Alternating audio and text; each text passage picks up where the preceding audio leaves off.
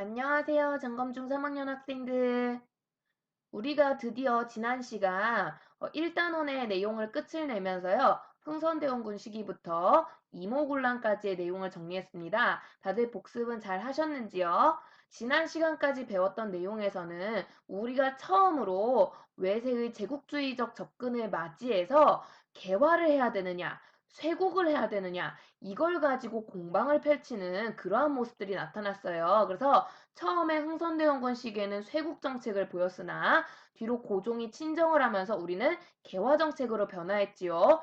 하지만 그 안에서도 개화파라고 하는 개화를 추진하는 무리들이 등장하는 한편 반대쪽에서는 위정척사 운동이라든가 이모군란 같은 이 개화의 움직임에 반대하는 모습들도 나타났습니다. 하지만 지속적인 외세의 접근과 이제 변화해가는 시대 상황을 접하면서 우리 민중들, 우리 민족 역시도 스스로 이제 시대가 변할 때가 왔구나. 나라를 아예 화끈하게 뒤집어 엎는 여러 가지 개혁이 필요하구나라는 걸 깨닫기 시작하고요. 그래서 1880년대 중반부터는 여러 가지 이제 근대로 달려가는 형태의 개혁 운동들이 나타나게 됩니다. 근데 이 개혁 운동이 어떤 인물, 어떤 세력이 중심이 돼서 추진을 했느냐에 따라서 상당한 색깔 차이를 보이게 돼요. 그리고 이 운동은 한 번만 일어나는 게 아니라 여러 차례, 여러 세력에 의해서 등장을 하게 되는데요. 그 전체적인 흐름을 먼저 간단하게 살펴보면요. 가장 먼저 1884년입니다. 갑신년, 아직까지는 우리가 개혁이 낯선 시대예요. 바로 직전 1882년에 이모군란이 있었던 시기거든요. 그 직후다 보니까 아직은 개화를 정말 해야 되는지, 개혁이 정말 필요한지, 그걸 아는 사람이 많이 있지 않은 시대예요. 그렇다 보니까 조금 더 개화나 개혁에 적극적인 입장인 애들이 이 개혁 운동을 추진하게 되고요. 그 사건을 우리는 갑신정변이라고 부르게 됩니다. 그러니까 갑신년에 정치적으로 큰 변란이 있었다라는 건데요. 바로 당시 개화에 가장 관심이 많았던 개화파, 그 중에서도 이 개화의 움직임이 마음이 급했던 애들이 있었죠. 그냥 개화파가 아니라 급진개화파. 이 급진개화파를 중심으로 일어났던 사건이 갑신정변이란 사건이고요. 근데 결론만 말하자면 이 운동 실패합니다. 이 개혁운동 중에 성공한 게 있었다면 우리나라가 일제에 먹히지 않았겠죠. 그래서 갑신정변은 실패를 하게 되고요. 그 결과 이 1880년대 중후반 시기 우리나라는 외세에게 많은 위협을 겪게 돼요. 그러면서 우리나라를 둘러싼 여러 가지 정치적 상황, 여러 가지 세계 정세가 변화하는 모습을 보이게 됩니다. 그 상황에서 나라가 혼란해지니까 가장 살기 어려웠던, 가장 먹고 살기 힘들었던 건 백성들이었고요.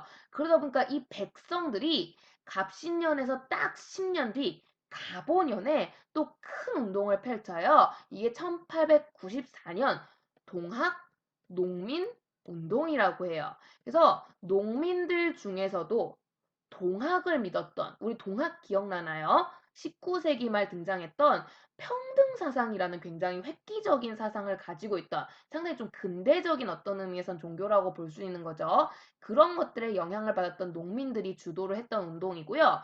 급진개화파와 농민, 세력이 다르다 보니까 개혁의 형태가 좀 달랐겠죠. 그래서 이 백성들을 주축으로 막 개혁이 일어나요. 근데 역시 이 운동도 실패를 하게 됩니다. 근데 어쨌든 이러한 상황 속에서 그러니까 굉장히 똑똑한 지식인들이 개혁이 필요하다 외쳤다는 거고 또한 일반 대중들 역시도 개혁이 필요하다 하고 움직임이 지금 두 차례 일어났어요. 자, 이런 걸 경험하고 나니까 정부 역시도 가만히 있을 수 없었던 거야. 그래서 일반적인 정부 관리를 중심으로 이 동학농민운동 직후 역시 같은 갑오년에 큰 개혁을 펼쳐요. 그래서 갑오년에 일어난 개혁이라고 해서 갑오개혁이라고 하는데 실제로는 두 차례 나눠져 실시됩니다. 그 이유는 나중에 알려줄게요. 그래서 1, 2차 갑오개혁이 실시되는데요. 이 운동 역시 실패를 해요. 왜 그러느냐? 실은 이 동학농민운동과 갑오개혁과 관련된 이 시기 바깥에서 큰 전쟁이 하나 일어나요. 옛날에 오답으로 이 전쟁 쓴 친구 꽤 많던데. 청일 전쟁이라고 합니다. 자, 우리나라를 둘러싸고 청나라와 일본이 전쟁을 펼치는 거예요. 근데 재수없게도 이 전쟁 발생 지역이 우리나라입니다. 그러다 보니까 우리나라가 큰 혼란에 빠지게 되고요. 개혁이 제대로 추진되기가 어려워져요. 그리고 이 개혁은 1년 뒤인 1895년 을미년에 막을 내리게 되는데요. 자, 그런데 문제는 이 전쟁이 마무리되는 과정에서 삼국 간섭이라는 또 다른 사건이 또 연달아 펼쳐지게 돼요. 이 과정에서 우리나라의 힘을 키우기 시작했던 게 러시아라는 나라가 되겠고요. 그걸 보고 당시 외교 상황에서 굉장히 고종을 도와 여러 가지 역할을 했던 명성황후가 러시아랑 가까워지려는 모습을 보이게 됩니다. 그래서 명성황후는 이 러시아를 이용해 일본을 견제하려는 모습을 보이게 되는데요. 이게 마음에 안 드니까 일본 애들이 아주 끔찍한 짓을 저지르게 되었죠. 우리나라 공모가 잔인하게 살해당한 사건, 을미사변이라는 사건이고요. 흔히 명성황후 시해 사건이라고도 많이 알려진 사건이죠. 그래서 이 을미사변까지 거치면서 우리나라 안에 일본의 영향력이 굉장히 강력해지는데요. 그 상황에서 정부 관리들이 다시 한번 개혁을 시도를 해요. 자, 아까가 갑오년에 일어난 개혁이라 갑오개혁이면 요거는 을미년에 일어난 개혁이니까 을미개혁이 되겠고요. 하지만 결론적으로 말하면 또 실패. 그러면서 일본의 영향력이 자꾸자꾸 강해지니까 이걸 참을 수 없었던 고종이 피난을 가는 사건이 생겨요. 가만 보니까 피난을 갈 만한 이웃 국가가 하나 있었다는 거야. 어딜까요? 바로 러시아입니다. 그래서 러시아 공사관인 아관, 러시아 공사관의 약자예요. 이곳으로 급하게 왕이 피난 갔다고 해서 파천이라고 해요. 그래서 아관 파천이라는 사건이 발생을 하게 되고요. 근데 이 아관 파천, 근데 우리나라 왕이 러시아에게 어떻게 보면 큰 신세를 지는 거라고 볼 수 있고 그만큼 러시아의 영향력이 강화되는 사건이라고 볼 수 있는 거죠.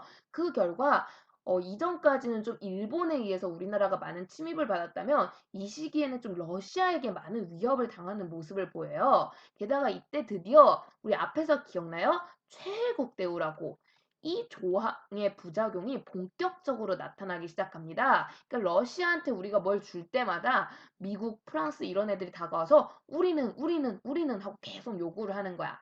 그 결과 나라가 크게 위협에 처하니까 똑똑한 지식인들과 민중들이 이건 아니야 하면서 뭔가 이러한 문제를 해결할 수 있는 단체를 하나 만들어요. 우리나라가 진정한 독립국으로 바로 섰으면 좋겠다라는 의미에서 만들어진 단체 독립협회라고 하고요. 특히 독립협회는 당시 이러한 위기를 극복하려면 고종께서 반드시 원래 궁으로 돌아오셔야 된다. 러시아의 영향력에서 벗어나야 된다라고 주장을 하게 되고요. 고종이 그러한 민중들의 간절함을 받아들여서 다음해 1897년에 환궁을 결정합니다. 근데 그동안 솔직히 막 도망 생활하고 마누라 죽고 약간 고종에 대한 이미지가 안 좋을 거 아니에요. 그쵸? 그래서 고종이 이러한 이미지 변신 및 나라의 여러 가지 변혁을 가져오기 위한 대규모 개혁을 준비하게 되고요. 그 과정에서 조선의 이름을 대한제국으로 바꾸게 돼요. 대한제국, 제국이죠, 여러분. 황제가 다스리는 국가라는 거고요. 그래서 이제부터 조선은 왕국이 아니라 황제의 국가인 거야. 그래서 거기에 맞는 개혁을 추진하게 되는데 이 고종이 이때 자신이 황제가 된 기념으로 황제라면 항상 쓰는 거 연호를 제정을 하게 되거든요. 그 연호 이름이 광무라서 이때의 개혁을 광무개혁이라고 부르게 됩니다. 그래서 얘들아 개혁운동이 하나, 둘, 셋, 넷, 다섯, 여섯, 총 여섯 종류의 개혁이 추진이 되는 거고요. 안타깝게도 이 개혁은 모두 실패로 끝나면서 우리나라는 결국 일제에게 집어삼켜지게 되는데요. 대체 뭐 어떻게 개혁을 했길래 이 개혁들은 모두 실패할 수밖에 없었는가 하며 그럼 이 개혁은 각각 어떤 성격 차이가 있을까? 이 단원에서는 이 부분이 가장 중요하다고 보면 되겠어요. 그러니까 6개의 개혁이 모두 다 색깔이 달라요. 이 부분 첫 번째 사건인 갑신정변부터 차근차근 알아보도록 합시다.